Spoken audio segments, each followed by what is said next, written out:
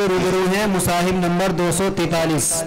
اسی کے ساتھ تشریف لے آئے مصاحف نمبر 271. مصاحف نمبر 271 اسٹیج پر تشریف لے آئے.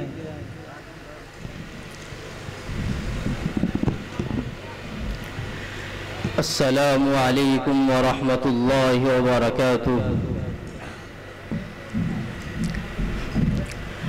الحمد للہ رب العالمین والصلاة والسلام على سید الانبیاء والمرسلین. اما بعد فاعوذ باللہ من الشیطان الرجیم. بسم اللہ الرحمن الرحیم. والذی جاء بالصدق وصدق به اولئک هم المتقون. صدق اللہ العظیم. حکم مستحکم اور حاضرین مجلس، آج میں آپ حضرات کے سامنے آپ علیہ الصلاۃ والسلام کے صحابی خاص حضرت ابو بکر صدیق رضی اللہ عنہ کی حیات طیبہ پر لب کشائی کرنے کی جرأت و جسارت کر رہا ہوں. حضرات، انبیاء کرام کے بعد اگر کسی کا مقام و مرتبہ ہے تو وہ حضرت ابو بکر صدیق رضی اللہ عنہ کا ہے.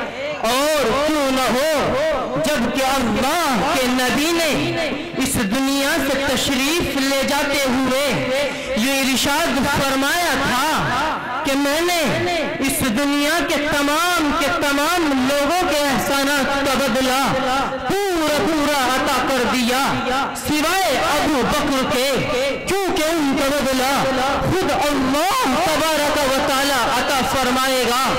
اور فرمایا اگر اس دنیا کے اندر میں کسی کو دوست بناتا تو وہ ابو بکر کو بناتا، کیونکہ میری دوستی اللہ تبارک و تعالی سے ہے. یہ فضیلت، یہ تکریم، یہ اعزاز کیوں؟ اس لیے کہ جس نے سب سے پہلے کلمہ پڑھا ہے ابو بکر ہے، جو سب سے پہلے صحابی کہلایا ہے ابو بکر ہے، جو سب سے پہلے ہجرت کے ساتھ چلا ہے ابو بکر ہے، جس نے نبی کی خاطر اپنا کو دشمن بنایا ہے ابو بکر ہے، جس نے نبی کی خاطر اپنا سب کچھ لٹایا ہے ابو بکر ہے، جس نے اسلام کی تاریخ میں سب سے پہلے کعبے پر خطبہ دیا ہے ابو بکر ہے، جس نے آپ کے بعد صحابہ کو سنبھالا ہے ابو بکر ہے، جس نے آپ کے بعد حضرت عمر کو سنبھالا ہے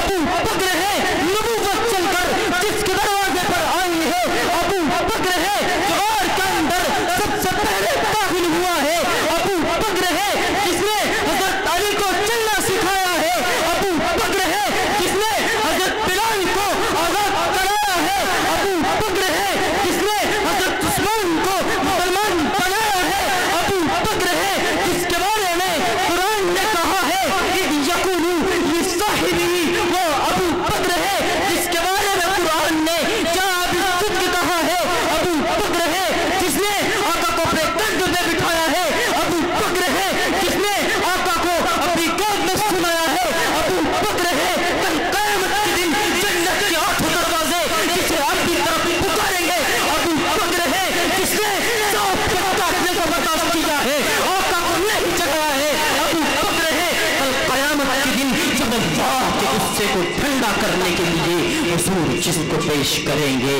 وہ ابو بکر ہے.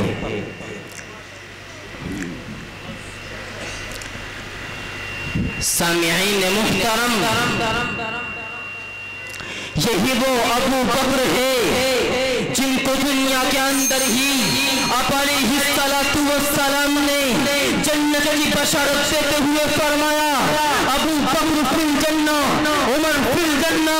یہی وہ ابو بکر ہے جن کے امتیاز کو بیان کرتے ہوئے آقا نے فرمایا انت صاحبی فی الغار و صاحبی فی العار. یہی وہ ابو بکر ہے. اور پوچھا گیا یا رسول اللہ، قیل یا رسول اللہ ای الناس احب الیک